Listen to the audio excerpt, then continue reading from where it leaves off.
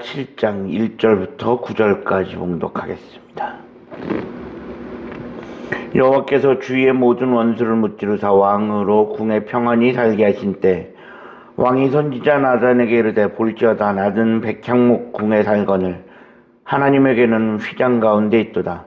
나단이 왕께 아뢰되 여호와께서 왕과 함께 계시니 마음에 있는 모든 것을 행하소서 하니라. 그 밤에 여호와의 말씀이 나단에게 임하여 이르시되 가서 내 종 다윗에게 말하기를 여호와께서 이같이 말씀하시되 내가 나를 위하여 내가 살 집을 건축하겠느냐. 내가 이스라엘 자손을 애굽에서 인도해 내던 날부터 오늘까지 집에 살지 아니하고 장막과 성막 안에서 다녔나니 이스라엘 자손과 더불어 다니는 모든 곳에서 내가 내 백성 이스라엘을 먹이라고 명령한 이스라엘 어느 지파 가운데 하나에게 내가 말하기를 너희가 어찌하여 나를 위하여 백향목 집을 건축하지 아니하였느냐고 말하였느냐. 그러므로 이제 내 종 다윗에게 이와 같이 말하라. 만군의 여호와께서 이와 같이 말씀하시기를 내가 너를 목장 곧 양을 따르는 데서 데려다가 내 백성 이스라엘의 주권자로 삼고 내가 가는 모든 곳에서 내가 너와 함께 있어 내 모든 원수를 내 앞에서 멸하였은즉 땅에서 위대한 자의 이름같이 내 이름을 위대하게 만들어 주리라. 아멘. 오늘도 새로운 날을 허락하신 하나님께 감사합니다. 오늘은 주의 날 목요일입니다. 다윗은 언약궤를 다윗성으로 모시고 온 이후에 하나님을 위해 성전을 건축하려고 합니다. 그래서 나단 선지자를 불러서 나단 선지자에게 성전 건축을 향한 자신의 마음과 생각을 이야기하게 됩니다.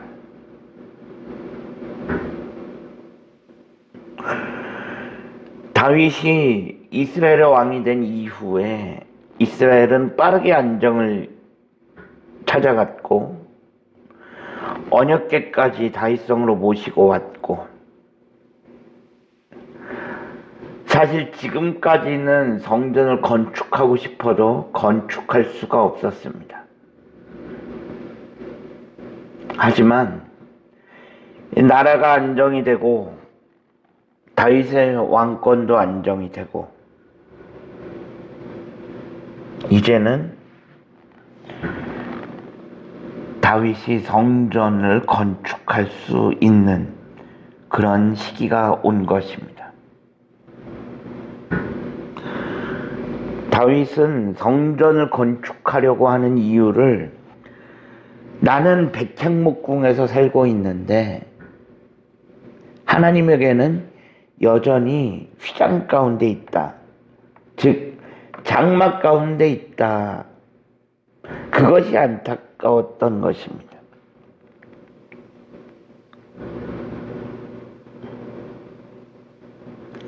그래서 다윗은 자신의 생각을 제일 먼저 누구한테 이야기하느냐? 나단 선지자한테 이야기합니다. 그것은 선지자한테 알림으로 인해서 내 마음과 생각이 하나님의 뜻에 합한 것인지 묻고 싶었던 것입니다. 늘 그랬던 것처럼 다윗은 자신이 마음 먹었다고 해서 곧장 실행에 옮기지 않습니다. 하나님의 뜻을 묻는 절차를 거칩니다. 그래서 다윗은 그것을 위해서 나단 선지자를 부르는 것입니다. 그래서 다윗은 나단 선지자를 불러서 자신의 마음과 의도를 전달하고 의사를 묻습니다. 나단 선지자는 다윗의 이야기를 들으면서 당연히 하나님께서 기뻐하실 거라고 생각했습니다. 나단 선지자가 볼 때 이런 다윗의 계획을 하나님께서 거절하실 이유가 없다고 생각한 것입니다. 그래서 나단 선지자는 다윗에게 네 생각대로 해라 라고 이야기해 줍니다. 그런데 그것은 어디까지나 나단 선지자의 생각일 뿐 하나님의 생각은 달랐습니다. 그날 밤에 하나님께서 나단 선지자에게 말씀하십니다. 그러면서 내 말을 다윗에게 가서 똑똑히 전하라고 말씀하십니다. 하나님께서 나단 선지자에게 하신 말씀의 요지는 이런 것입니다. 나는 지금까지 단 한 번도 이스라엘 백성들에게 백향목 집 지어달라고 요구한 적이 없다. 이스라엘 백성들이 백향목 집 지어주지 않는다고 내가 뭐라고 한 적이 없다.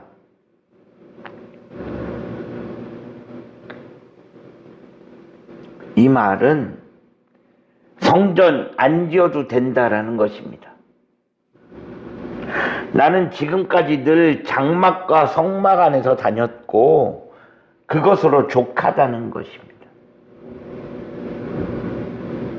성전 안 지어도 된다라는 것입니다.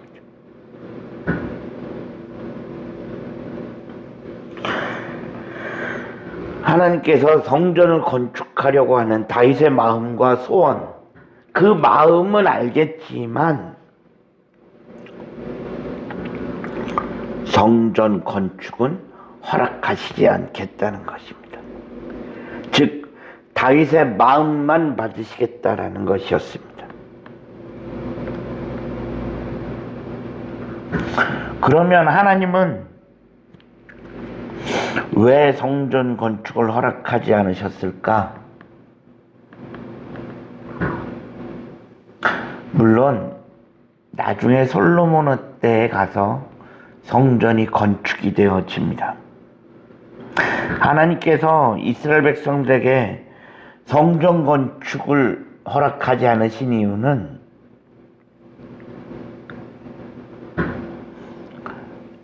그것으로 인하여 이스라엘 백성들의 신앙이 변질되어지고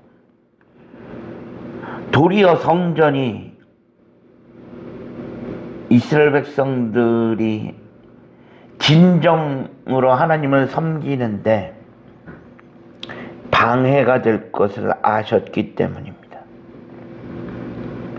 이스라엘 백성들이 무소부지하신 하나님의 속성은 이해하지 못한 채 성전 건축에만 매몰될 때에 그것이 어떤 부작용을 낳게 되는지 그것을 하나님은 너무나도 잘 아셨기 때문입니다.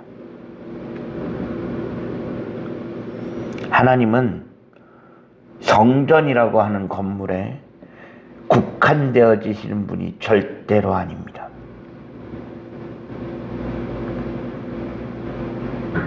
그래서 하나님은 나는 장막과 성막에서 옮겨 다니는 걸로 족하다라고 말씀하시는 것입니다. 제 아무리 화려하고 웅장하게 성전을 짓는다 해도 그런 화려함과 웅장함 필요 없다는 것입니다. 우리 하나님은 장소를 불문하고 어디든지 계시는 무소부지하신 하나님이십니다. 문제는 이스라엘 백성들이 이것을 놓쳤습니다. 실제로 나중에 솔로몬이 성전을 건축한 이후에 이스라엘 백성들의 신앙은 하나님이 우려한 그대로 흘러갑니다. 무소부지하신 하나님의 속성을 이해하지 못하고 이스라엘 백성들은 하나님을 성전에 국한되어지는 분으로 오해하기 시작했고 하나님을 성전에 가둬놓으려고 했습니다. 자연스럽게 성전이 아닌 다른 곳에는 하나님이 계시지 않는다라고 생각했고 성전 안에서의 나의 모습과 성전 밖에서의 모습이 달라지기 시작했습니다.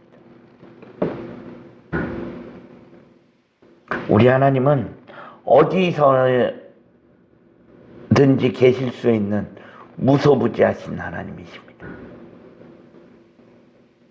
우리 하나님은 언제 어디서나 나와 함께 하시는 분이시지 성전에만 계시는 분이라서 내가 하나님을 만나기 위해서는 무조건 성전에 나와야 하고 성전이 아니면 하나님을 만날 수 없는 그런 분이 절대로 아니라는 것입니다. 우리는 그것을 분명히 기억해야 합니다. 하나님은 지금도 내 옆에 계십니다. 내 삶에서 나와 늘 함께 하시는 하나님, 나와 늘 함께 하시는 현존자 하나님을 기억하고 인정해야 할 것입니다. 그것이 우리의 신앙의 출발이자 우리의 신앙의 기본이어야 합니다. 기도하겠습니다. 하나님 감사합니다.